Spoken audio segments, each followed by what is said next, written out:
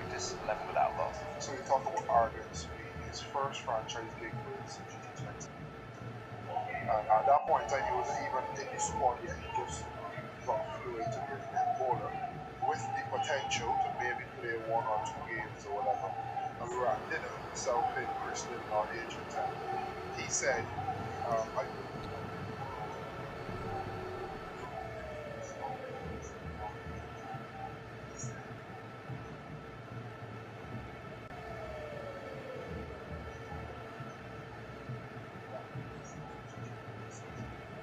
most wickets, and from there it's been an upward trajectory. You can see big international cricket, more counts, back-handed ball.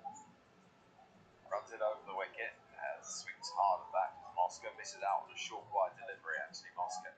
Yeah, but he's not been picked up in the IPL, though. I totally reminded him. Yeah, come on, Matthew. It won't be long. It won't be long. Is there a big auction next year? I think it might be. Yeah. I don't think he's picked up for the amount that he mentioned. Not next year. Maybe in the future. How much did he mention? Without wishing to be really big money. Slip in place.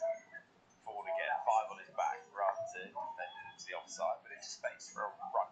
12 without loss, Italy require 154 from 110 back.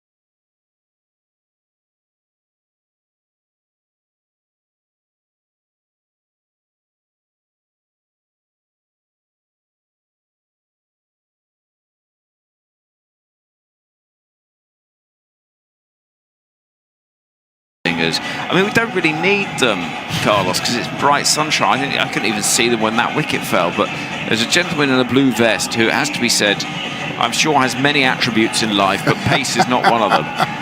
It's not for lack of effort either. The hands are swinging. The legs, unfortunately, aren't moving and swinging with them. He's coming out to have a little look at whatever the problem might be. And I don't know whether he's sort of Dr. Zing, I suppose. I don't know what his job really is, but I mean, cricket's a silly sport at times. But it's like football can be. There's a moment during the FA Cup at the weekend where a game got delayed because there was a hole in one of the nets of the goal, apparently. And not like, I don't mean the meshing, I mean like an extra hole in the net. But can you get like a little tape maybe? Well, I think they did.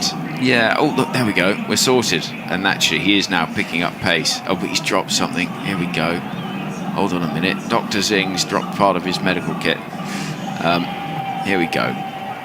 We might finally be ready to go once more. I got something to tell you about them Zing bales, though. The rules of cricket. I think cricket, we talk cricket to be in the game of glorious uncertainties. I think it's the game of grey areas. Talk with our after ball. Nugby, first ball is cut away rather handsomely, actually, to backward point. End of the over. 7 from it, but the wicket in there as well. 2 overs gone. Italy require 154 from 108. Go on. So we had a situation in one of the games where the Zing bales lit up. So that means that it's been dislodged. So it helps with the run-outs because you don't need to decipher if the bail is off, you just need to look at the light. However, the bails have already, on more than one occasion, been dislodged and then dropped back into the groove. Yes. So there was a run-out where you're deciphering if the bails, after it lit up,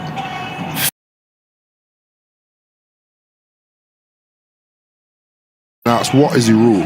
So you have to assess or agree that once the light is on, the bail is dislodged. However, and if the bat is out of the ground, it's out. However, if that bail drops back in groove, then it's not out.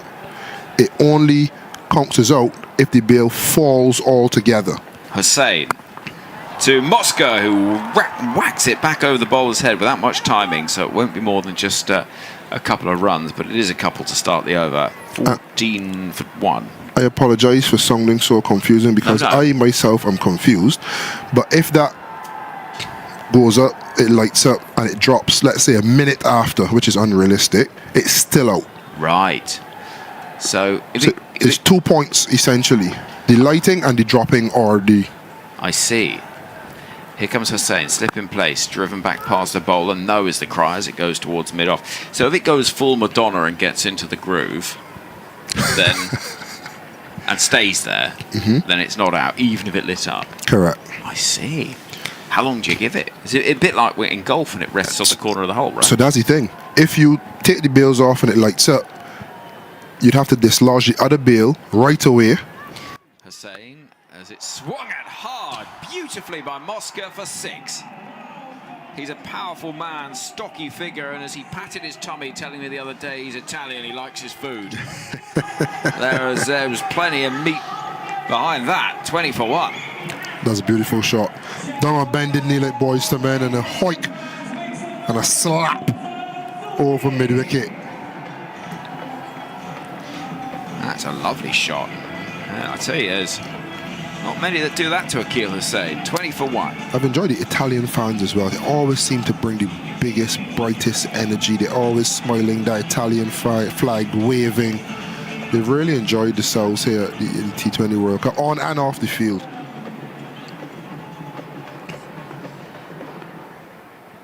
Here comes Hussain again. There's a slip in place. 20 for 1. The target is 146 further runs from 105 balls. Akil Hussain in the sunglasses. Bowls a quicker ball, which is nicely pushed through the offside. That's a good stop at short cover because Hetmyer had to get down quickly. Stops the run. 20 for 1 it remains. 8 from the over so far. 2 balls left. We've got a long on, backward square leg. Zimbabwe, Sri Lanka to come, as is Canada, Afghanistan. Another busy day of 3 matches at the T20 World Cup. heading towards the end of the group stages. In comes Hussain. Round the wicket, left arm spin. He's gone again, into the leg side, 6 more! Mosca sends the spectators hurrying up the stairs and the gangways to retrieve that ball. And he's gone big again. 19 off 11, missed out against England, determined not to do so today. Tell you what, I love the planning, firstly, because that's the shorter side of the boundary, the leg side is probably 15 meters difference. But also, he knows the length Akeal Hussain will bowl. Even if he's trying to spin it, there's a particular length he'll bowl to try to dupe the batter, whether it's arm or spin. And that length is just slog sweeping length. He's trusting the pitch, he's trusting his skill. And tell you what, it's looked good. It's looked very, very good. Lovely shot, Hussain. That fielder goes a little bit straighter. He sweeps hard at that. In the air, could be caught, and it is. And he punches his bat with rage. He's been caught at short fine leg as Mosca goes for 19. As he looked once more to try and find that leg side boundary. This time a little top edge. And it drifts, it loops and drops into the hands of the fielder, Shamar Joseph, at short fine leg. Mosca's tournament comes to an end. He'll join his brother in the dugout after a couple of lusty blows to take Italy to 26 for 2 after 3. And again, that's a change in length. So his predictable length was changed. He went a little bit fuller. He also changed the field. So it took the deep backward square, put him to mid-wicket. That forced the short mid-wicket in the circle to come to square leg. And as a result, Mosca then thought, I'll use the same length that Akeal has bowled, that predictable length, and I'll go across and try to help it over the 2 men just behind me.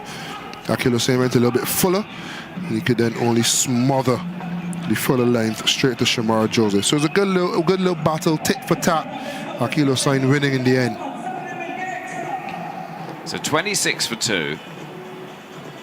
Italy need 140 from 102 as JJ Smuts, the former South Africa international, the experienced head in this Italian lineup, comes to join the action.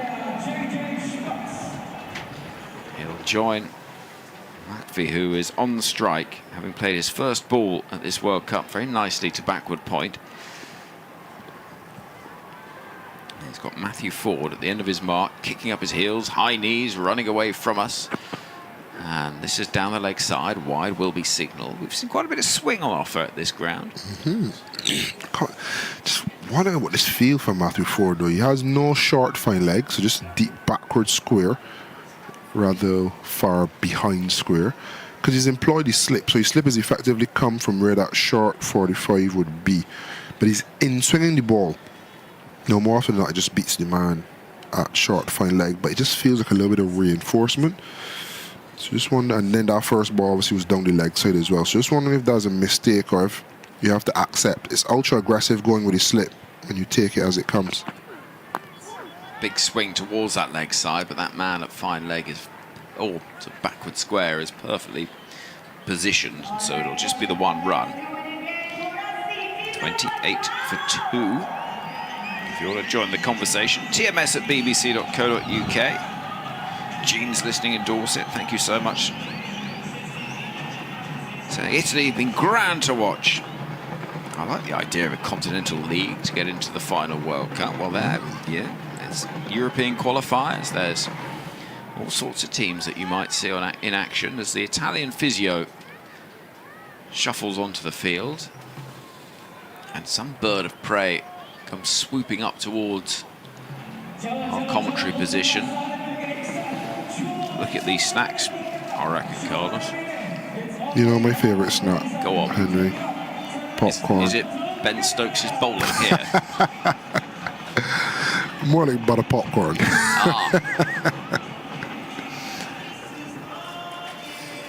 Well, I didn't know what you were going to say there, but that is very specific. And also, the thing about the popcorn is you get the aroma, don't you?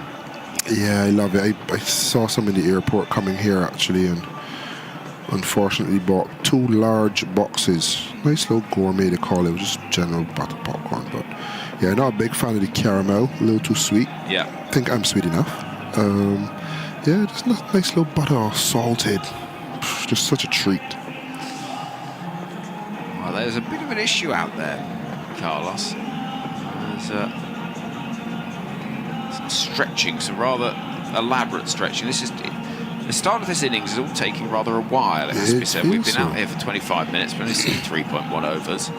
Whether it's zing bails or injuries or what, but he's going to be hauled to his feet, is Naqvi. Not terribly comfortable, but he's got 1 from 2. He's only faced a couple of balls, putting his helmet back on now. And trying to get his minutes up. Maybe he's not played in the tournaments. Maybe he's thinking I'll make the most of this. Our pigeons that have been roosting up there have. Oh no, there's one. You can see it sort of bobbing its head and sort of walk like an Egyptian mould, and then he goes soaring off. See if he can find a snack. Here comes Matthew Ford. 28 for 2. The target 166. Dropping into the offside is Smuts' first ball, no run. Early on in the 4th over. West Indies qualifying from this group along with England for the Super 8. We know our Super 8's lineup, by the way, which is all rather helpful at this point. I'll talk you through it in just a moment. Group A sees India and Pakistan qualifying. Group B, the 2 sides that meet later on today, Sri Lanka and Zimbabwe. Australia, 1 game to play, but can't qualify from that group. Dropped in short, hammered into the leg side, and that's 4. Smuts' second ball is ripped away out towards that boundary at wide long on. That's a nice shot. 32 for 2. Yeah, that's the South African in him. Just on the front foot and using that good hand, speed hands out in front of him, taking the length. There's a mid-wicket on the boundary, as is a deep square leg. So he had to place it to the left of mid-wicket. Means he had to take it a little bit earlier as well. And as we spoke about, Matthew Ford, there's no great pace, but still a difficult proposition to get it done. So very well executed. Lovely shot. 32 for 2. Midway through the 4th over. Ford again, who does have these high knees as he runs in. Oh, big appeal for LBW, but I think there was 2 noises. Actually, it's not an appeal that has much sustained enthusiasm, but it's a dot. So yeah, West Indies and England from this group have qualified at the expense of Scotland, Italy and Nepal. South Africa and New Zealand from Group D, which was seen as a potential for Afghanistan to get through. It was seen as the awkward group, but Afghanistan with just the 1 win so far. Play later on against Canada to wrap up that group. And inside edge onto the pads of Smuts. Another dot ball. So it's been good from Ford as a response to the boundary. So the Super 8 groups look like this. India, South Africa, West Indies and Zimbabwe. England, New Zealand, Pakistan and Sri Lanka. Strong lineups. No Australia, of course. Never mind. 32 for 2. 1 ball left of the 4th over. Who are your 4 for the semis?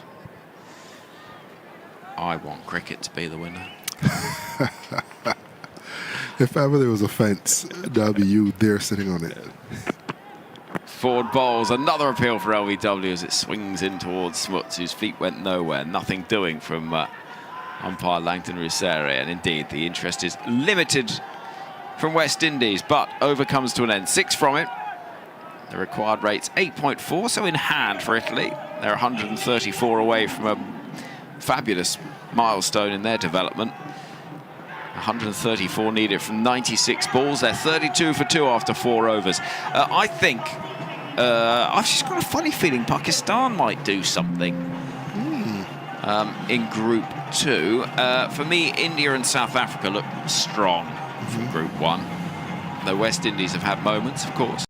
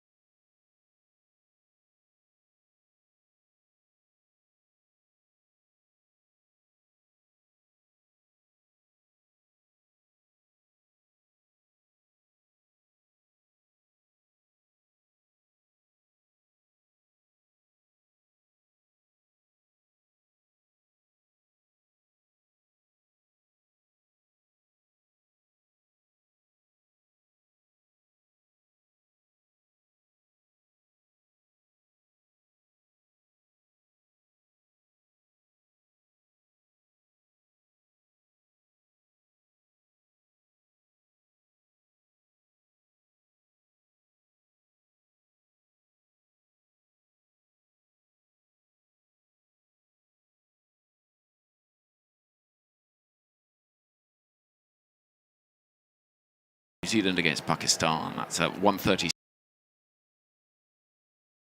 9:30 start. We've got India against South Africa. 1:30 UK time from the Modi Stadium in Ahmedabad. Swing and a miss. Enormous swing at that from Smuts, but he gets nothing on it. 33 for 2. India, South Africa feels heavyweight, that, doesn't it? It does. Looking forward to it. Could set the tone for the group as well. Yeah, I think always hard to look past India at home. Even if they don't win it all, you'd suspect they'd be in that final 4, potentially even in the finals. And then South Africa, they've been playing excellent cricket.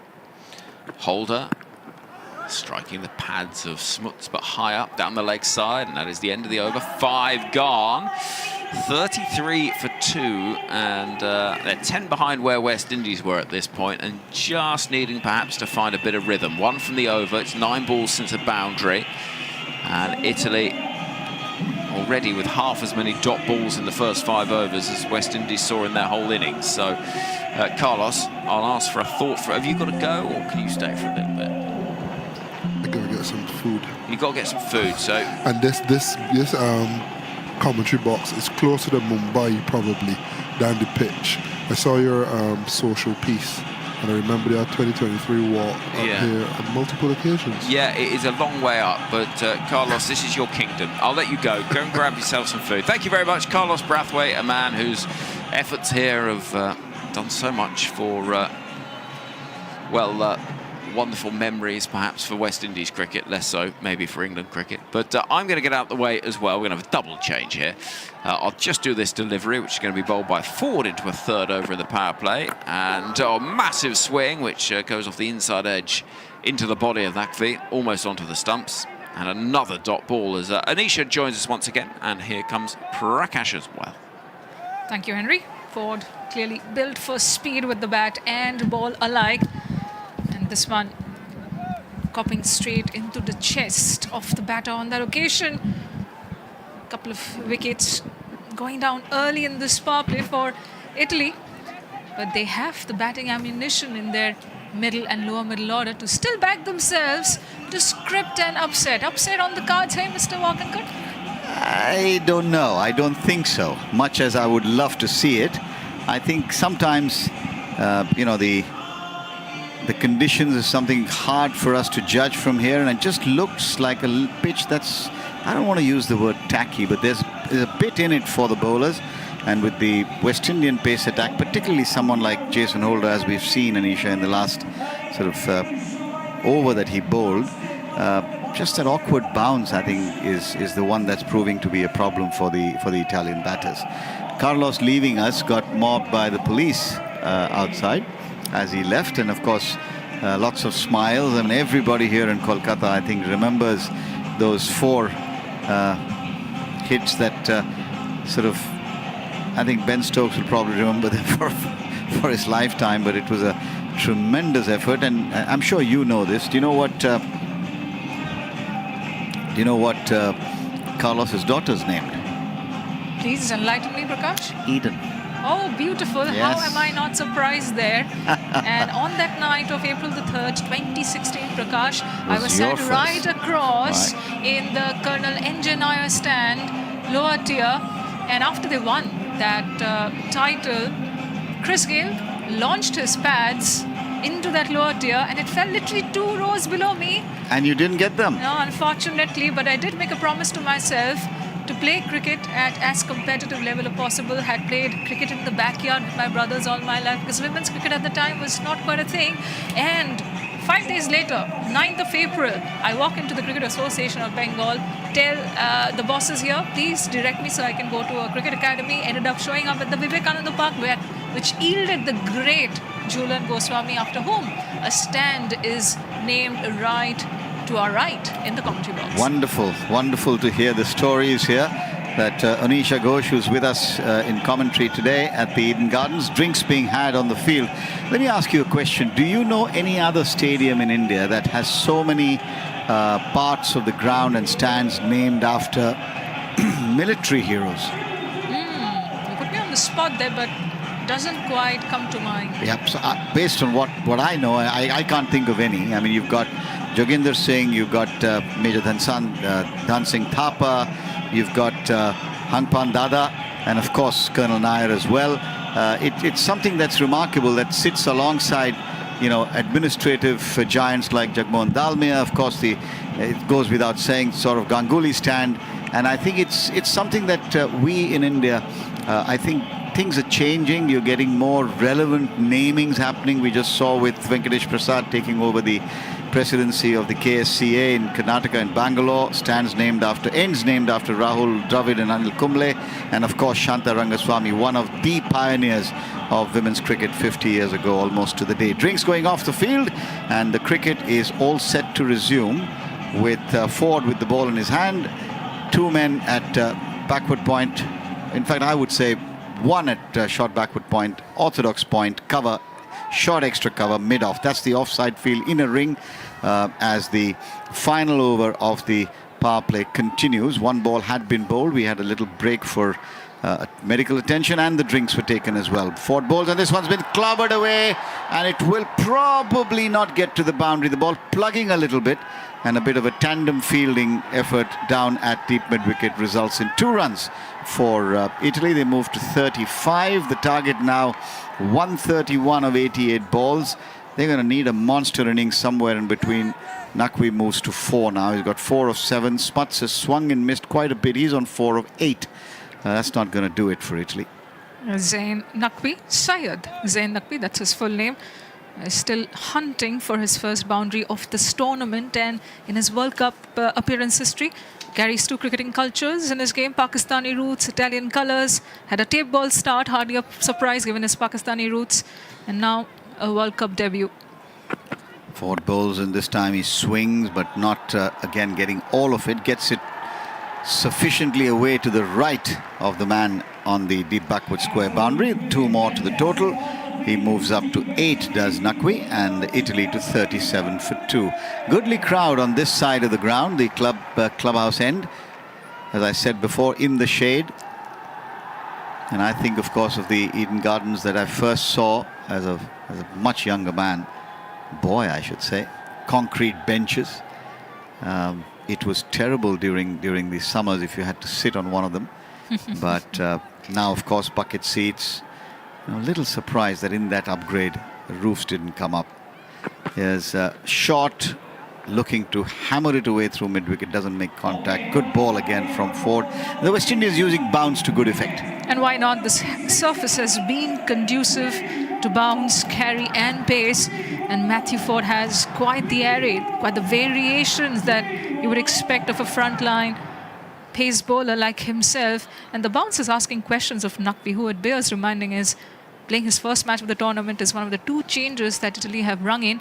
And of course, his journey from Kot Jafar in Pakistan to Kolkata comes in Italy's last league stage match of this tournament.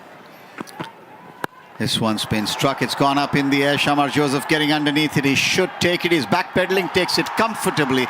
And that's the 3rd Italian wicket down. It was bound to happen. Naqvi was either going to get something away with a couple of big hits, or he was going to perish. It's the latter that's happened, and a wicket for the West Indies and for Ford, his 2nd in fact, and that puts the Italians in further trouble now. 37 for 3.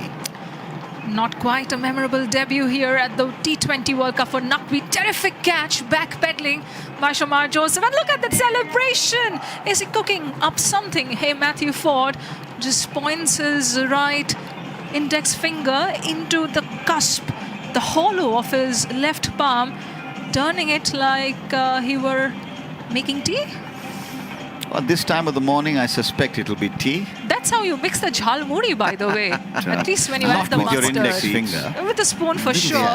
But maybe in some households, you use your hands. So maybe Ford is taking a leaf out of Bengali women homemakers here, potentially. Anything is possible. 37 for 3. Last ball of the power play coming up. So the West Indians doing well. They'll be happy with the way they've curtailed or limited the start. Jason Holder in conversation there with Matthew Ford. And Harry Manenti, who's the man out in the middle now, replacing Syed Naqvi. And once again, we see the ring of 5 fielders, as you'd expect, and are required to have inside the ring. But on the offside, and the 2 men required on the onside are both in front of the batter. This is an interesting field with a short mid-wicket to go along with the mid-on. 2 men in the deep backward square and deep mid-wicket. First ball pushed away by Manenti, not for runs. 37 for 3. That's the power play done and dusted. 37 for 3. Not what Italy would have wanted, chasing what they need to get. 129 required now of 84 balls. The required run rate is shade over 9, and just feels that the next 4 overs, if there isn't anything miraculous from Italian batters, I think the game's pretty much done. Yeah, at the same juncture, at the close of the first 6, West Indies were 48 for 2. So Italy falling behind in this race. But they have one of the men who can resuscitate this innings for Italy, Harry Manenti, the captain, the stand-in skipper, who has marshalled the troops here for the Azzurri in the absence of the injured designated skipper Wayne Matson. Now Italy wouldn't want to fold for a paltry total here. It's their last game. They've given a fine account of themselves in their debut tournament at an ICC World Cup level. They will inject some might in their fight. Jason Holder starts a fresh over. His first over just went for 1. Pushed up the field towards long on for a single. 38 for 3. Yeah, they'll dearly want to do that, won't they, Anisha? I mean, all the teams that came through the various qualifying rounds in various parts of the world have by and large come out and given a really good account of themselves. Not just that, some of them have run the more established permanent members of the ICC close, and Italy should be no exception as they look to round off their campaign. Holder making a couple of changes to the field now, and he's in again to bowl to Manenti now, and Manenti is easing it on the offside, thinking of a run to the right of backward point. Roston Chase quickly on top of it, no run. What a moment, what a day it is for Jason Holder. 300th international appearance for the West Indies. And what a player he has been, a servant of the sport for all the Caribbean fans to look up to. He is an embodiment of longevity, yes, but more than that, I associate the name and the person of Jason Holder with leadership. There's Holder in again, bowls down the leg side. Has he got something on it? Wide signaled by the umpire. Remember, he took over the captaincy reins only at age 23 when West Indian cricket was going through a lot of controversies, transition, turbulence, really steadied the ship, so to speak, at the time. And at the wrong side of 30, if that's still a thing in top-tier sport, well, let's say he is far more experienced and still aging like fine wine and doing what is expected of him as a premier all-rounder in the side for West Indies. Holder's past the umpire bowls. This one's again played straight to Roston Chase. Looking to be a little bit squarer was Manenti there. Just a little late on the ball. He can be deceptive, Holder. Not comparing speeds or ability necessarily, but Holder's run up to the wicket in some ways as relaxed almost as you see Jofra Archer. When Archer runs into bowl, you cannot imagine, if you don't know enough about him, that the thunderbolt's going to come. And that's one of the greatest skills that you can have, is to have an easy, relaxed run up as we watch Holder coming in towards us bowls. And this one shot is pulled in the air and it will clear the man. For a little while there, I think Rutherford might have been interested. It went over his head into the stands. So 6 important runs for the Windies and for Manenti, his first scoring shot, and they move up to 45 for 3. That's quite the stroke to get off the mark with. Swivel pulled this one. More hands than footwork, really. It's set up nice and well for Harry Manenti to send it sailing over the deep square leg stands. 80 meters it measured, that 6. The shorter side of the boundary. Mind you, 80 meters would have got him 6 in most places. Here's Holder in again, bowls and nice and full. And this one's the despairing dive by Shai Hope, the wicketkeeper, to his left is not good enough. Leg by signal, so 4 more to the total. Just erring in his direction there, Jason Holder, straying onto the pads, nicks the pad on its way down to the boundary for 4, 49 for 3. Yeah, streaky for that to the tally of Italy, but they'll take them because crucial runs these are. And remember, the power play restrictions have eased out because we are operating in the 7th over. Italy now one short of that 50-run mark. Last ball of the Holder, 2nd over coming up. In he comes, bowls and defended on the offside. Again, work for Chase to do. Not a lot. Feels comfortably, and that'll be the end of the 7th over. This over going for 12 after having bowled a really tight first over. Holder taken for some runs on this over. 49 for 3. 117 of 78 is the equation for the Italian team to create something of magic that they can then take back home. But I dare say, just getting onto the world stage, playing their inaugural World Cup by itself is a recognition of all the hard work, in spite of the challenges that you would expect in a place like Italy from a cricketing point of view. Absolutely, they've been a great story, great addition as a sporting unit, but from the storytelling perspective as well. And what is sport without stories, right? You have people like Christian, the Mosca brothers, Thomas Drecker, all of them carrying a lot of struggle and sacrifice behind themselves. And the other day, Harry Manenti at the press conference after the England game said, after the Nepal match, we won, sure, but we copped a lot of brickbats on social media, people questioning our heritage, and so many of us coming from Australia as well. Gudakesh Moti starts his spell. First ball worked away backward a square for a single on the onside. The 50 will come up with that run. 50 for 3. And tell you what, Prakash, Manenti did mention that media, social media has been such a key vehicle for disseminating their stories. And in today's day and age, without digital storytelling, you're really not quite reaching out to untapped audiences, especially when you're a sporting culture in its nascency. Nicely played off the front foot down towards wideish long off on the practice pitches. It's fielded, one more to the total. Moti, of course, impressed immensely in that spell that he bowled against Nepal at the Wankhede Stadium. He also has a hyphenated name of another West Indian great in his name, Kanhai, as Moti bowls, and this one's pushed away on the offside. A lot of the heritage for Guyanese and Trinidad folks comes from this land. People who went out as indentured labor across the seas, be it Mauritius, be it South Africa, be it in the Caribbean. And it's wonderful to see Moti playing here. This one's pushed away on the offside, not for runs, short extra is all it'll get to. 52 for 3. We're in the 8th over here at the Eden Gardens, with the target getting increasingly difficult, one feels, for Italy. Moti bowls, run through his overs very quickly, worked away to forward a square, and a single is all they will get. 53 now for 3. One ball of the 8th to come. Manenti on 8, Smuts on 7. As we draw towards the end of the league phase, if you will. And the way the Super 8s have been compiled, we know most, if not all of them now. Moti bowls, and this one's worked again for a single on the onside. So a good tidy over from Gudakesh Moti comes to an end. 5 runs off it. 54 for 3 with 8 gone. What are you telling the Italian batters now, Anisha, if you're sitting in that dugout and have the opportunity to talk to them? Go for the jugular. Take your time, sure, but let's add some drama, because what is this Italian World Cup debut, or their last appearance here in this iteration of the tournament, without some cinematic flourish? And this is quite the territory for them to do so, because the Eden Gardens has been the cradle of upsets.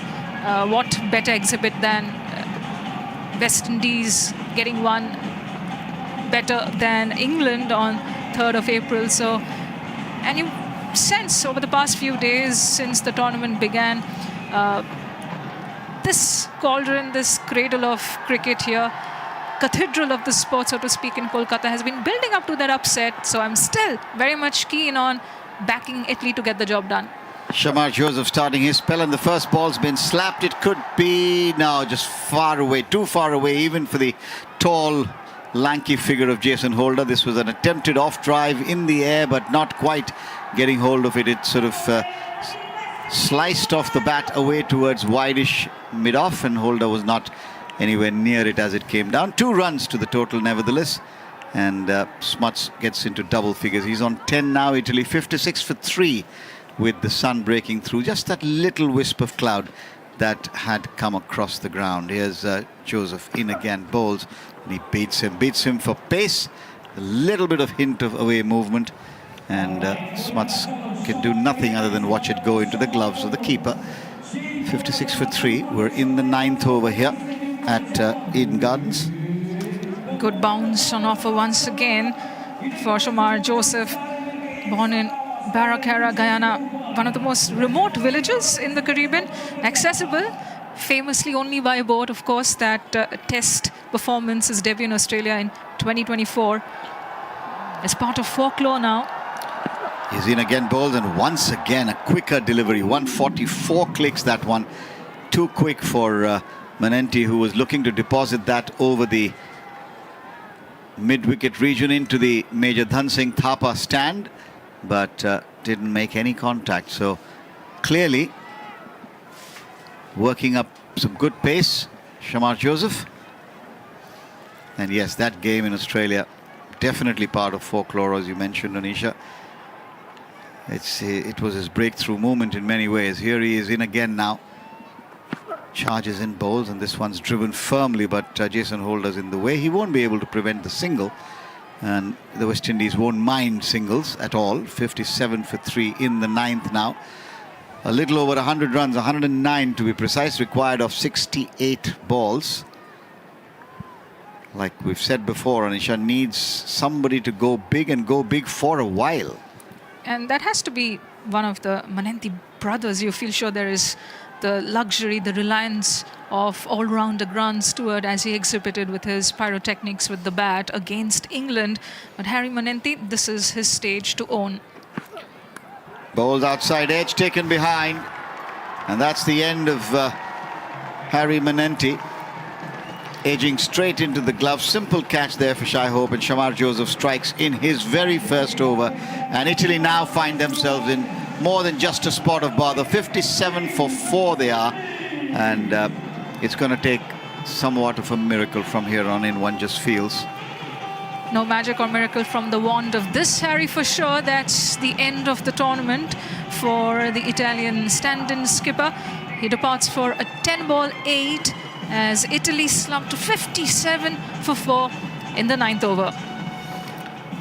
Indeed, pressure on Italy now to try and find some magic, get some secret sauce, if you will, to try and run the Windies close. I mean, they will definitely want, as we've been saying before, they've played some very, very good and attractive cricket, not the least in the last game against England. They'll want to try and conjure up that kind of magic. More drinks for the West Indian fielders as the new batter walked in. The umpire just walking across and indicating to the West Indies team that they need to get a move on. Not sure that was required, because anyway the batter has just got to the crease. Shamar Joseph walking back to the top of his mark as the substitute fielders who ran on with drinks also cross over into the dugout. 57 for 4, 1 ball of the 9th to come here at the Eden Gardens in Kolkata. Comes in and bowls, and it's defended on the offside. Not for runs by the other Manenti. 57 for 4. Ben, who's just come in at the fall of his brother's wicket. 9 overs gone. 57 for 4, Italy. Raw pace of Shamar Joseph causing the undoing of Harry Manenti in that last over. And as ever, you can expect Shamar to inject a lot of menace through his sheer speed that has been the hallmark of his rise and rise since that Australia Test debut at the Gabba. Took a 6-wicket haul, ending Australia's unbeaten streak at that venue, and subsequently has really given a fine account of himself to make himself a regular, a staple in this West Indian bowling unit. What has Ben Manenti got up his sleeve today? Remember, he has already struck 2 half-centuries at this ground. Might fancy to get a third. Moti starts a fresh over. The first one to Smuts has been driven firmly, got enough on it. Oh, brilliant football work again. Very good footwork indeed, but dangerous. if you twist an ankle, can be really painful there, but saved 2 runs there, running around on the boundary. Robin Powell there, big figure, big man, and just placed his foot at the right time, but it is a dangerous way to stop a cricket ball. 59 for 4 now. Moti is in again, bowls, and defended by Smuts, no run. You cannot keep these footballing athletic exhibits out of the Eden Gardens, can you? That was a terrific goal line clearance from Rahman Powell on that occasion.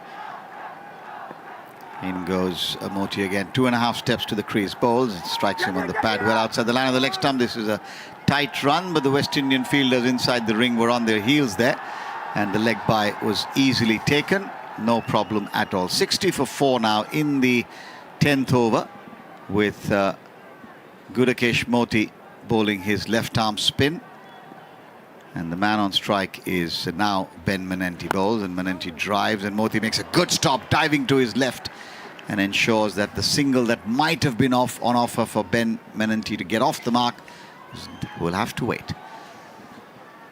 You're surrounded by football. There's the Mohammedan headquarters, East Bengal, Mohun Bagan FC, right next to the Eden Gardens.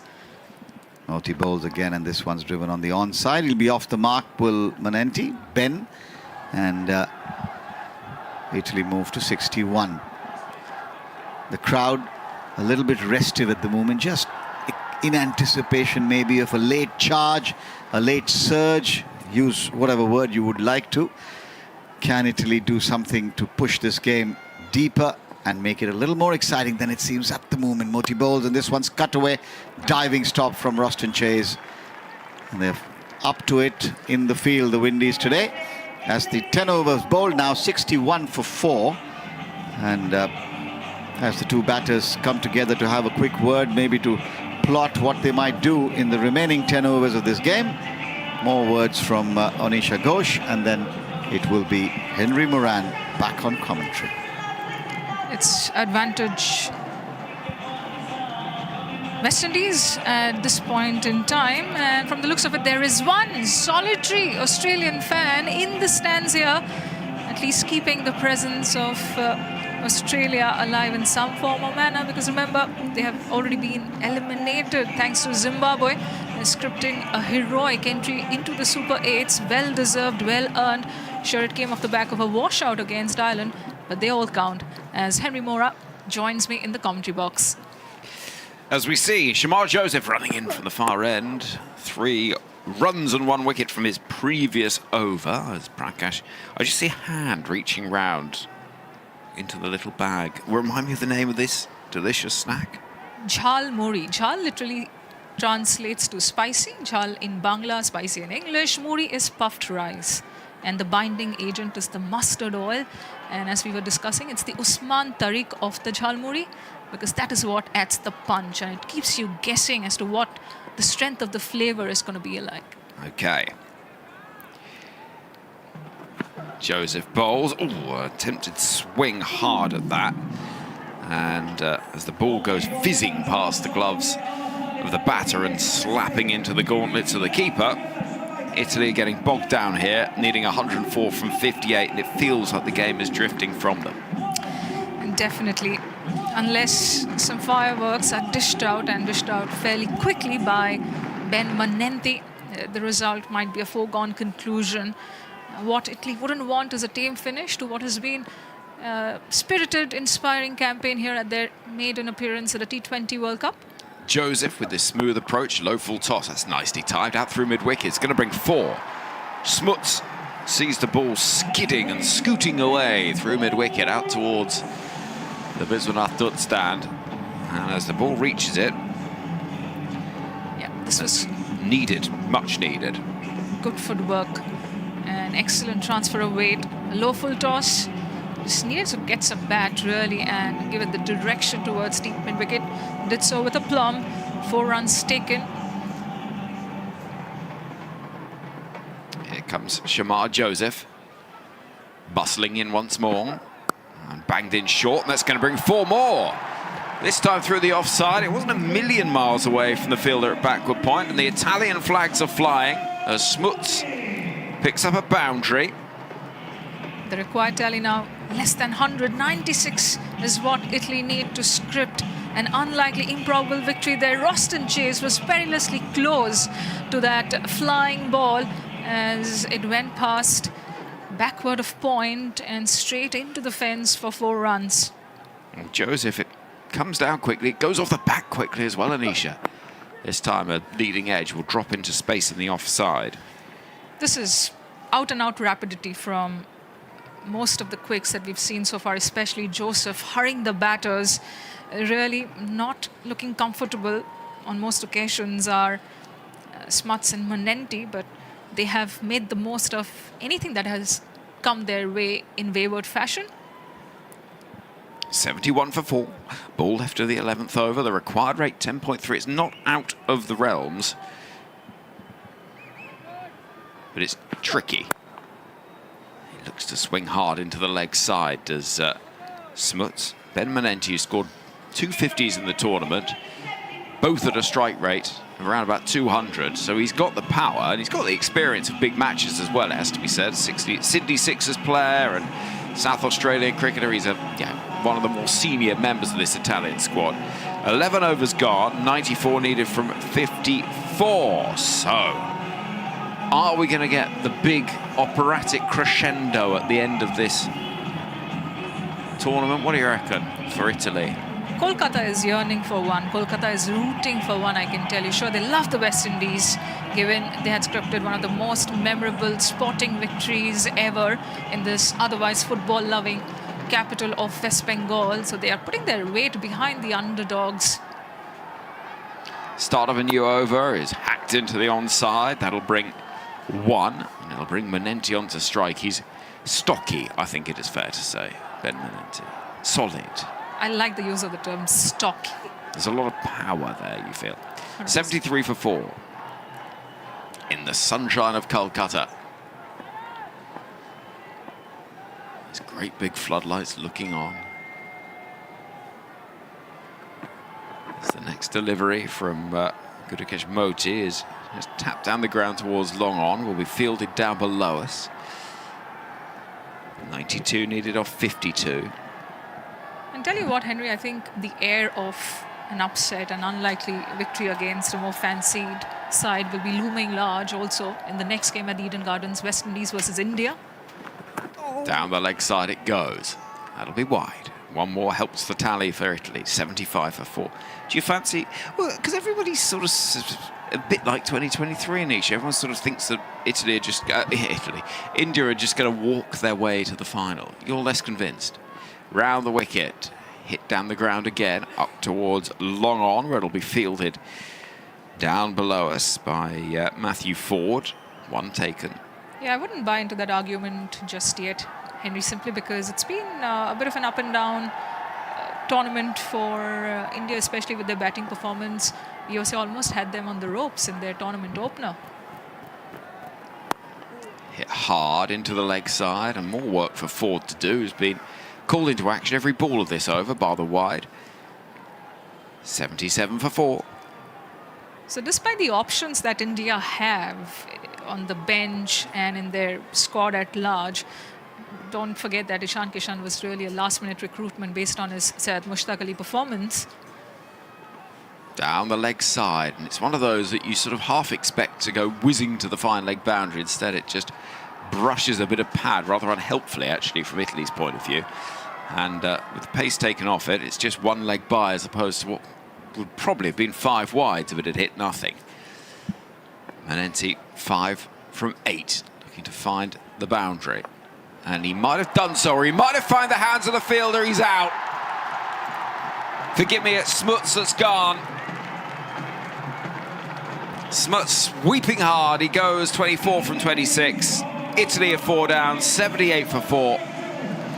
The fielder at deep backward square leg barely had to move because this was straight down the throat of his. A full-bodied sweep, doesn't have the distance, as a result of which Italy continue to fall apart in this chase of 160 plus. They lose their 5th wicket, and West Indies look like well on course to marching into the Super 8s unbeaten. that's the target they have on their minds. JJ Smuts departs for a 27-ball 24, and Italy are 78 for 5 after the conclusion of the 12th over. Nish, do you think this surface has been tougher than others we've seen at Eden Gardens in the tournament so far? I think so, definitely, Henry, simply because this has really been far more pace in conducive and assisting than we've seen in the other league games.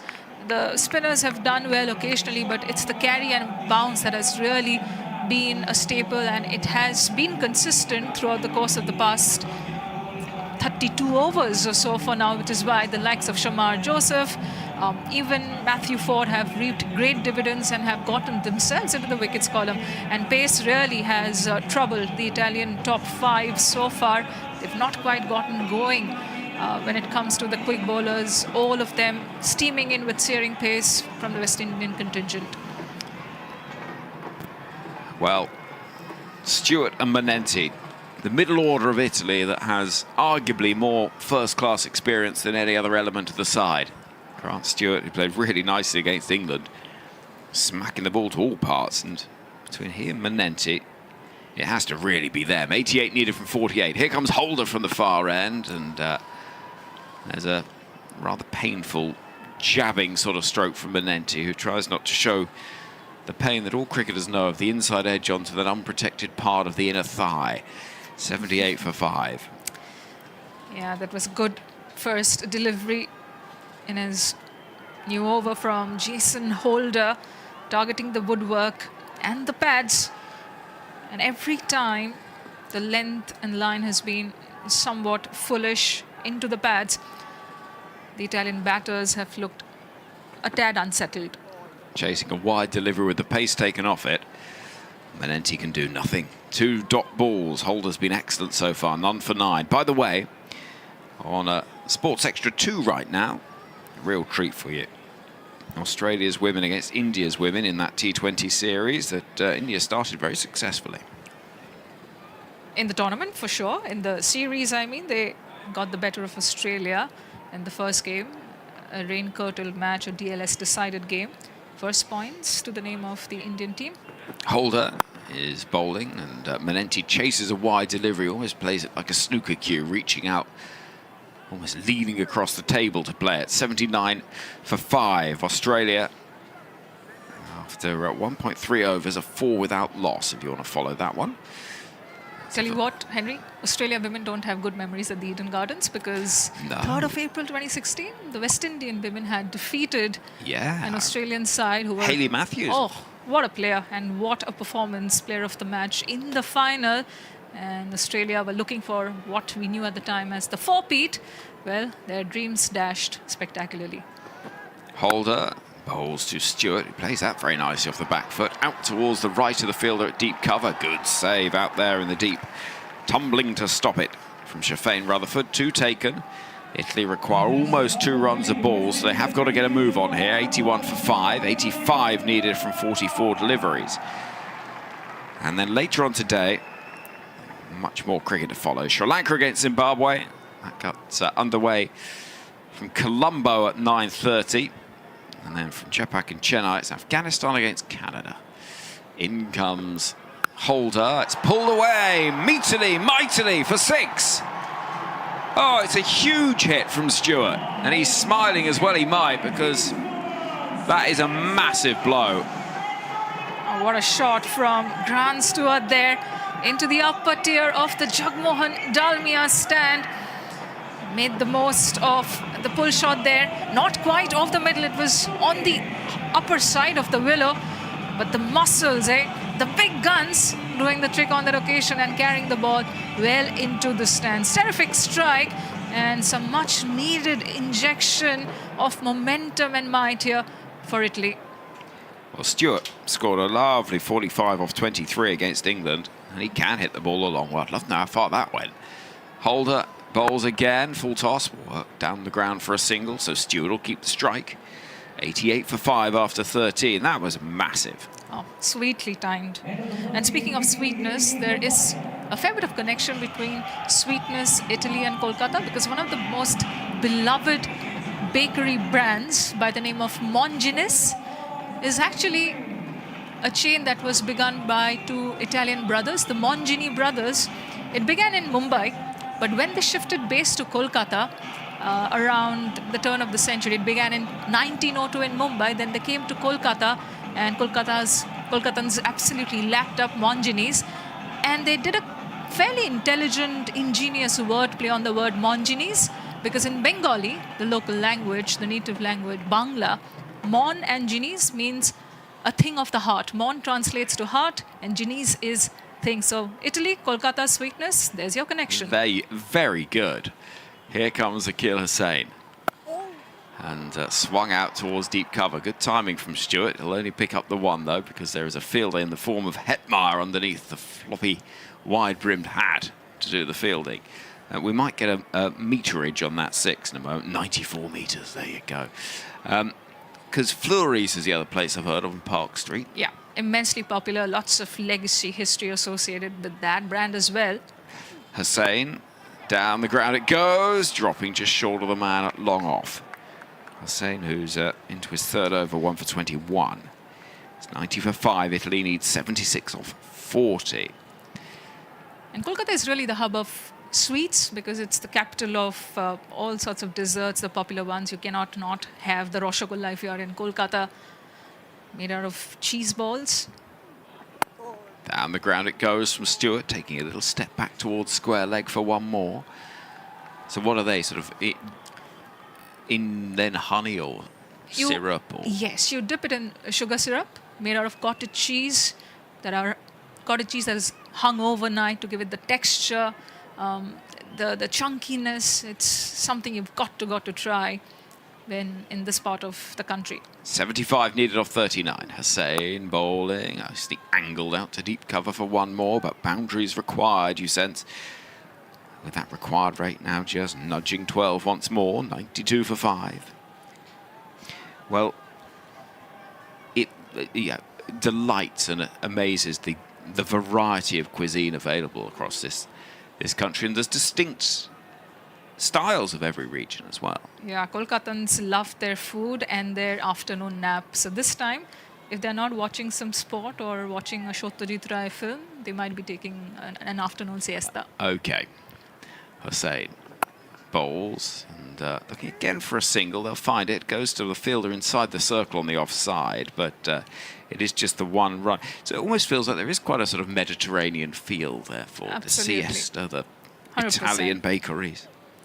73 needed off 37. Ben Manenti on strike. Final ball of the 14th over. As in comes Akil Hussain once more. And swinging at that, out towards backward square leg. Just the one run. So 6 singles in the over. The last 30 balls yielding 37 for 1. They need to go quicker than that. Exactly 2 runs a ball required. 72 from 36 as drinks will be taken. And you can tell me a little bit more about some of the things we can see from here, Anisha, because this is your city. And we've got beyond this ground, we've got a great big hulking building called the PCDA building. I'm not sure what that is. We've got the courts, very ornate, almost look a bit like the Houses of Parliament. And then beyond that, that big blue building with the golf ball radar thing on top of it. Tell you what, I have never felt interested to know anything about that golf ball that takes pride of place on the Kolkata skyline and is very visible. It's so visible it sort of screams at you. It reminds you of another architectural marvel that sits close to the airport. It's the torso. It's a headless, it's a bodiless torso, bottom down figure of a football player, and on the top of the torso is a football. Yes, it's a big giant football that is reminiscent of this very huge. Maybe that is also a radar ball. then. Who knows? That would be quite fun if so. Potentially. So, as I said earlier, Kolkata has come up with things that are a little difficult to explain when it comes to why would anyone want to bring it to India and why not come up with something more novel. But that is what Kolkata is about. It has been the hub of creative thinking culture. We have yielded Oscar winners in Satyajit Ray, the filmmaker I spoke of, who has been quoted by the likes of Tarantino, Spielberg, Cameron, you name them, French giants, of course, but you also have some iffy, questionable architectural decision-making happening, of course, over the years with the change of regime. And you spoke of Maidan Market earlier in the day. It's one of the biggest sports markets there is, especially of second-hand items when it comes to sports good replica jerseys in Asia. Really? So Kolkata is a city of varied stories, lots of paradoxes. Kolkata itself is a paradox because it wants to move ahead but cannot because, as I said earlier, it's stuck in a time warp, which an expression which Prakash liked a lot, I'm given to understand. Well, he does like that expression because not only does he like the expression, but also he's a huge fan of the Rocky Horror Show, and so he likes to actually do the time warp. And it's every evening, 7 o'clock, he insists at home, the whole family have to gather around and they do the Rocky Horror. That may or may not be fake news, but I quite like the idea of it. Oh dear. Right, players have had a drink. And the score 94 for 5. This innings has already lasted an hour and 20 minutes. And we've still got 6 overs left. The first innings rattled along. This one has been, I think it's fair to say, somewhat slower. So we've passed the consolidation phase of the innings, apparently. I think that they call it, you've got the launch, the consolidation, and then whatever it is at Accelerate. the end. Accelerate. Here comes Shamar Joseph. It's in, spooned in the air. Is the catch a catch or is it a bump ball? It is, despite some excited fielders, a bump ball. Yes, consolidate. So we've been given names for the various phases. And something new that the ICC's broadcast team has come up with at the 10th edition of the ICC Men's T20 World Cup. And something we are likely to see at the 10th edition of the ICC Women's T20 World Cup. Indeed, you'll be in England for that. Yes, June, July. And it all starts in Birmingham. At least India's matches are going to be quite something at Edgbaston. Shamar Joseph bowls. That's skewed away. Nice piece of timing. 4 runs. Oh, that's good batting from Manenti. And with that, Italy moved to 98 for 5. 68 needed from 34. It's a good shot. Take your step away. Angling pass backward point to the boundary. Well, there was an amazing surge in ticket buying after India won the 50-over World Cup. And I think it promises to be a brilliant tournament. It really does. You'll hear it all on Test Match Special. Every ball of every game. This summer, it's going to be a bumper summer this year in England, with that tournament getting underway 12th of June. It's going to be 4 more. He didn't aim there, but inside edge, down past the fielder at short fine leg. And back-to-back boundaries takes the requirement down towards 11.5 again. Manenti's up at a runner ball. And Italy 102 for 5. The Italian supporters in the corporate boxes are bringing out their best dance moves, and why not? Some streaky, fortuitous force being gobbled up here by Ben Manenti. And this time, the ball traveling through his legs. The supporters are happy. I'm certain all the fans watching back home would be equally delighted with this smidgen of comeback. Low full toss, dug out down the ground. That'll be 1 to mid-off, Holder Fields. It's 63 needed from 32. And since you were speaking about the upcoming summer in England, it is also worth mentioning that the first ever test match, women's test at Lord's, also featuring India and England, marking 50 years since the first test was played there. And of course, this is the 50th year of India women having made their international cricket debut. They did so in Bengaluru at the N. Chinnaswamy Stadium, playing a test series. The only women's 6-match test series against West Indies. So this is a historic year for women's cricket. Lots to look forward to. Here is Shamar Joseph. Full deliveries. Dug out down the ground. Could be a chance, and it should be, and it is, and Stewart's out. Catch held on, long off, and Stewart looking to try and dig it out, get 6 down the ground. Up towards the Nair stand, but he could only find the hands of the fielder. And The catch is taken out there in the deep by Holder, who's playing in his 300th West Indies match. Saw it sail towards him, and the tallest man on the field, well, took it around about waist height. 103 for 6. Yeah, tamely chipped towards Holder by Grant Stewart. Just 12 to his name of a 7-ball stay. Shamar Joseph continues to impress, ably complemented by Matthew Ford. The quicks really have troubled the Italian batters across the course of this 15-odd over innings. So far, the required rate now hovering close to 12.5 as Mead, the wicket-keeper, walks out to the middle. Giampiero, I reckon it's the first Giampiero to play cricket at Eden Gardens, I'm guessing. I may be wrong, but I think it probably is. There was a Pele who made an appearance here. I can confirm that. Oh, yeah. The only Pele that matters on this planet. And that was during an exhibition match at the start of this century. It was probably named the New York something exhibition game. 103 for 6. Leader waiting, gets one onto the toes, then he's going to clip into the leg side, one taken.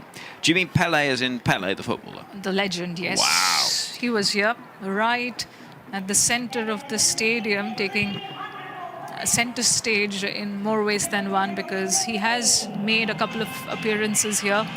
And another important footballing story is Jhulan Goswami, who first saw a women's cricket match during the 1997 Women's Cricket World Cup final, actually grew up idolizing Maradona, because the fandom around Pele and Maradona in this city has been right up there since time immemorial.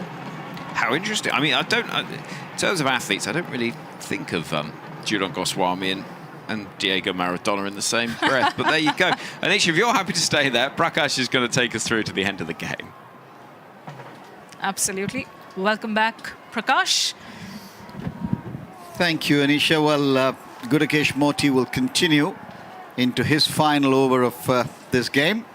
Italy 104 for 6 now, with the 16th over just about to start. And he's in to bowl to Mead. He bowls, and this one's lofted. It's gone high up in the air.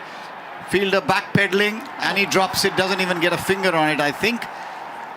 And he's probably hit his head a little bit uncomfortably. The back of the head. Let's hope he's not seriously hurt himself. 106 for 6. The single's been taken. The physio is running out. The fielder still flat on the ground. Might have been easier to leave it to Powell, who was coming in from long off. It would have been an easier catch for him, one suspects. Skewed off the face of the bat as Mead went for a big shot, didn't make any contact, went through his hands as he backpedaled. Never easy.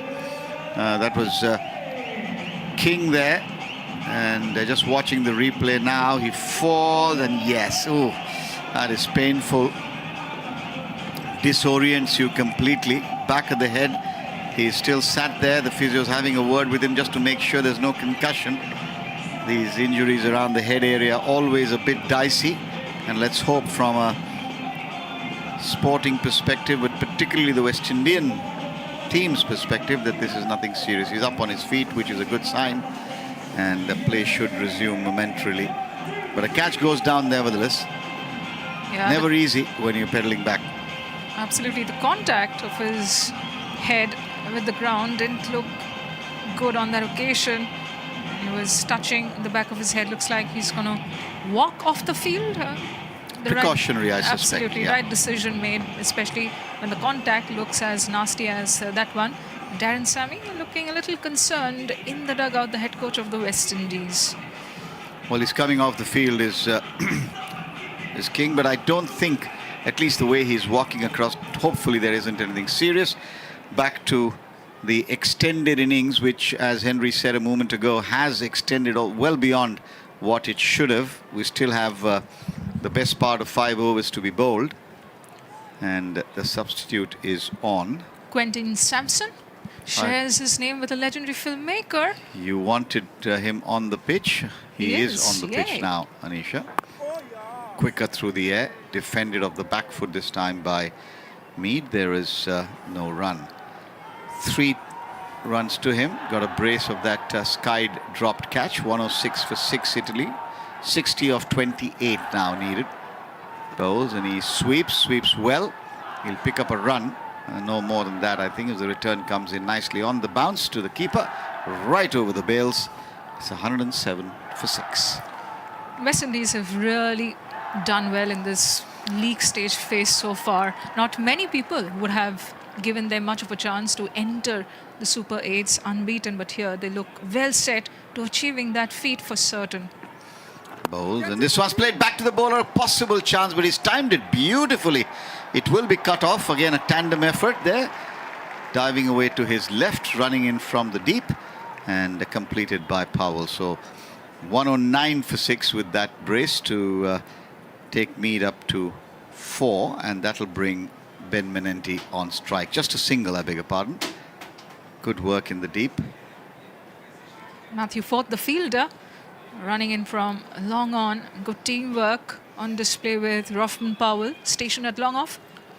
Moti bowled, and this one's been lofted. I think he's got enough on it. Yes, it clears the field comfortably. 3 rows back into the stand over wideish long on.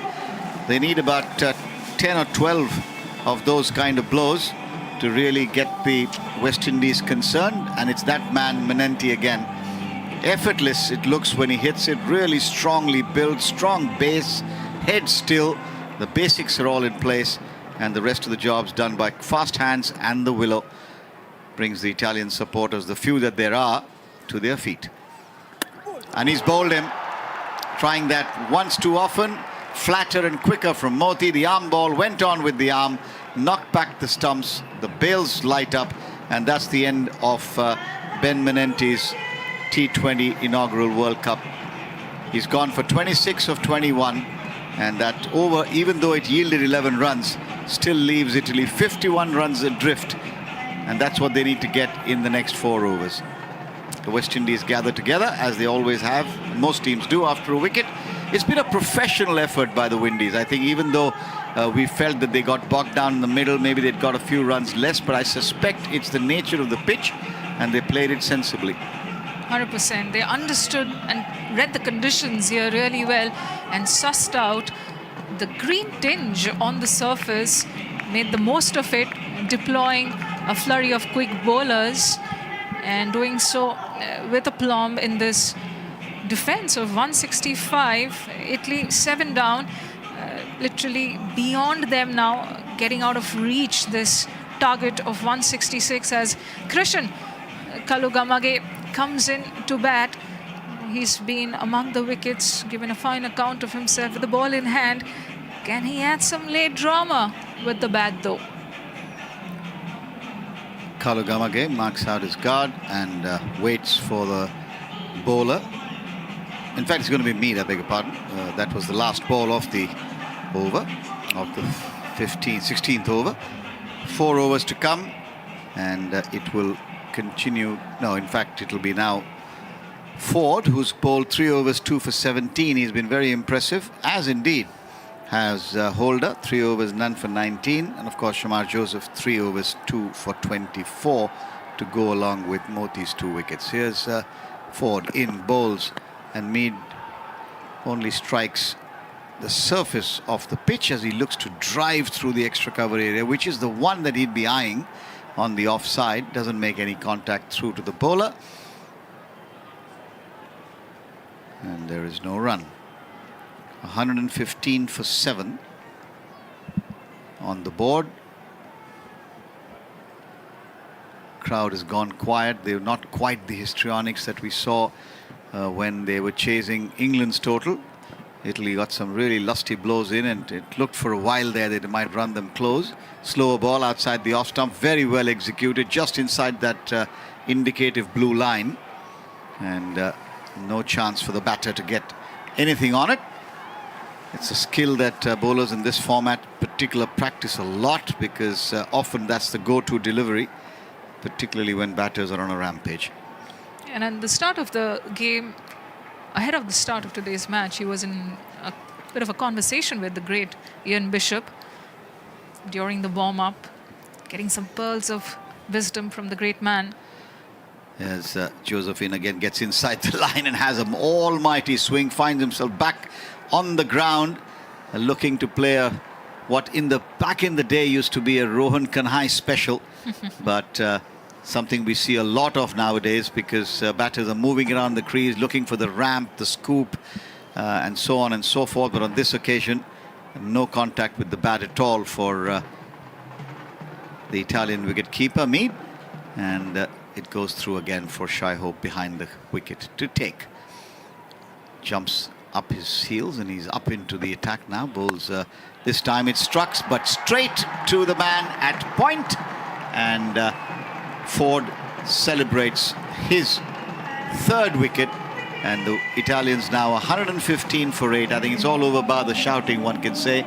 Even in the unpredictable nature of T20 cricket, this seems a bridge too far. 51 of 20 required, 115 for 8 Italy in the 17th. Regulation catch there for the point fielder.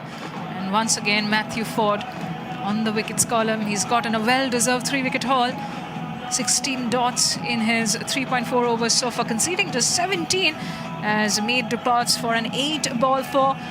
West Indies now just 2 wickets away from extending their unbeaten streak, as Shamar Joseph runs in and has a quick chat with his teammates. And Ford, been a good combination this, Shamar Joseph and Matthew Ford, the fast bowling duo here, also complementing each other on the field with terrific athletic efforts. Indeed, though mind you, this one, the only effort that Shamar Joseph at point had to make really was to bring his hands together and make sure the ball was in it when that happened. Absolutely straight to him in the midriff, the easiest of catches. Thomas Draka, who came into this game and got a bit of tap, one would say, but was impressive with the ball. He is now on strike with 2 balls in the 17th to come. The sun blazing down here as it has since the morning. And this will be the last game for a while here. And then, of course, we get into the Super 8s when there will be more exciting games. Slower ball again, just glided down to square third, where it will be fielded by Chase. A single will accrue. 1-1-6 now for 8. West Indies' unbeaten streak so far in this tournament, Prakash, is such a far cry from how they went about playing in bilaterals since the 2024 World Cup. They managed to win only 14 of their 43 T20Is. And come the tournament proper, the 10th edition of the ICC Men's T20 World Cup, having dropped their only warm-up match they played in Bengaluru against Afghanistan, was absolutely blunted out. They've really flicked the switch. Bowls again does Ford, driven out by Kalugamage for a single. He'll get off the mark with it. You're right, Anisha. I think tournament play has brought them together, but I think in Darren Sammy, who of course has very fond memories of India and the playing in West Indies colours, now marshalling his troops as the head coach. I think he brings a huge amount of calm. I think you talked about leadership and Jason Holder some time ago. Yep. I think Darren Sammy very much in the same league, if not, some would argue, even better. Had his own share of problems with the establishment, as many of the West Indians have had over the years. But he has the ability, the amazing ability, I think, to be able to build a group, motivate them, get them together. Remember, it's national boundaries melt when you talk about rally round the West Indies, which is why I always say it is my favorite cricketing anthem. And I don't think the West Indies, as West Indies, play any other sport. So it's a unique team, and it's always been, for me, one of my favorite teams in world cricket, and will remain so as we watch Shamar Joseph, having taken that catch, now starts a fresh over. He's in, he bowls down the leg side. It is, and a wide call by the umpire. We've seen 9 wides and 6 leg byes. The Italians bowled only 3 wides. That's one of the reasons why the innings is prolonged as much as it has. There have been a couple of injury issues. There was a problem with the Zinger bail. All of those delays, of course, result in more time out in the middle. Yep, lots of interruptions, but none whatsoever in the pace bowling of Shamar Joseph. He's constantly clocked 140 kph plus throughout this spell of his. Seen again, and this time flash and a miss outside the off stump from Kalugamage. done by the pace and the bounce, playing underneath the ball. And I think he might have been a bit late on it as well. Yeah, too much for the tail end of the Italian batting lineup. You can see the disappointment in the dugout, heads hanging back, a question of what could have been. They had done well in terms of their bowling performance to restrict West Indies to 165 odd, but just didn't get going with the bat. Intermittent dismissals pegging this batting unit and the innings back. Joseph Bowles looking for the Yorker, well dug out towards where mid-on might have been. And it's Ford coming off the boundary, who fields one more to the total, 119 for 8. This is now the formalities being completed, one would have to say. But just looking at the West Indies squad as it comes up, very good mix. And there is sufficient bench strength, one feels, should that need arise. The West Indies today sticking to the same combination that played the last game and giving their players a longer run. They might be concerned with the lack of runs for a couple of them, Brandon King amongst them, as Joseph Bowles pulls away and plays nicely there. Draka withdrew to the square leg area and then knew what he was going to get almost. All he had to do was get some bat on it and just punts it over the short third fielder down to the boundary for 4.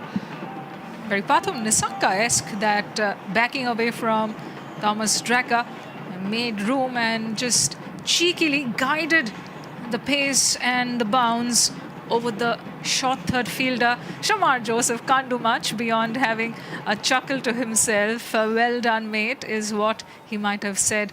Draka on that occasion smiles plenty in the West Indian dugout as well. Well, what's the next ball going to be? Is it a typical fast bowler's response? Here is Joseph Bowles, and he's got a wicket, an unlikely wicket. This was almost just below the waist, full toss, looking for the Yorker. Again, he withdrew, did Draka towards square leg, looking to repeat the shot. All he could do was spoon a simple catch to Rushton Chase at the edge of the circle at point, and that's the 9th West Indian wicket, Italian wicket, I beg your pardon. Down 123 for 9, with 1 wicket to be taken by the Windies to go through unbeaten into the Super 8s.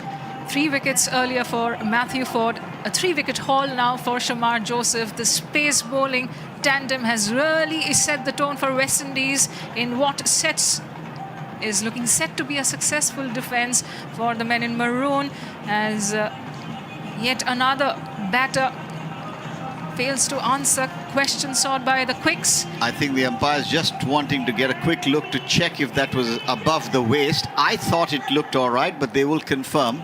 And so the 4th official down below us has just asked Draka to wait. And we watch the replay now to see. Waiting to see what the technology is going to confirm. Ball tracking. 123 for 9. Kalu Gamage is the man unbeaten. The 2 umpires in conversations. We've got a strange sight of 3 Italian batters out in the middle. One of them just waiting to cross over the line and get his pads off. And Hassan has just gone in and he's standing out there right in the middle with the 2 umpires along with the unbeaten Kalu Gamage. To the naked eye, Onisha, what's your call? I think that looked all right. I thought he actually bent a little bit, Draka, as he looked, as he saw the ball coming towards him. And we will get confirmation here. This should tell us now. So watching the replay. He's bent at the knee, so that'll get adjusted for. As it looks exactly waist high. Big smile on his face, Draka, wondering whether he's going to be called back in. A slightly more circumspect look on the face of Shamar Joseph. He certainly doesn't want to bowl unnecessarily, but grins all around, waiting for confirmation. And oh, he's been called back. There we are. So that has been adjudged a no ball, waist high. And Draka, no, wait a minute. He's now being told to wait. Well, you wanted some drama. You're getting it. Not of the kind you would have liked necessarily, Onisha. 100%. It's a bit of a funny, we can't pathetic tell. instance, Yeah, really. we can't tell. And this is strange. I mean, imagine this is a high-pressure game, tight to the wire in the last 3 overs. This is not what you want. You want technology to be decisive. and you want it as quickly as possible, delaying the game, and that brings more chuckles. The West Indian fielders grouped in bunches of 1 and 2 or 3 around the field. The two umpires on the field really don't know what to do. They have to wait to hear from the fourth umpire in terms of what the final ruling will be. But at the moment, it just looks like nobody seems to know. We've seen one visual on Isha, and your view was that it seemed all right, given that Draka was bent. I agree with you, but unfortunately, our opinions don't really count. It's the television umpire watching it again. Now, this has got all the other markers on it. Well, this is looking fair delivery. Fair delivery. There we are. At long last, there is Anisha, you could have closure. said, I told you so. 100%. I think it's not only delaying the match, but also delaying the inevitable. I'm not too sure if Thomas Draka himself wants to be out there longer. He was happy to make his way back into the pavilion, but a bit of mixed messaging going on between the match officials and the two batters out there in the middle. Kalugamage now being joined by Hassan as West Indies look for their last wicket in this league stage of the ICC Men's T20 World Cup.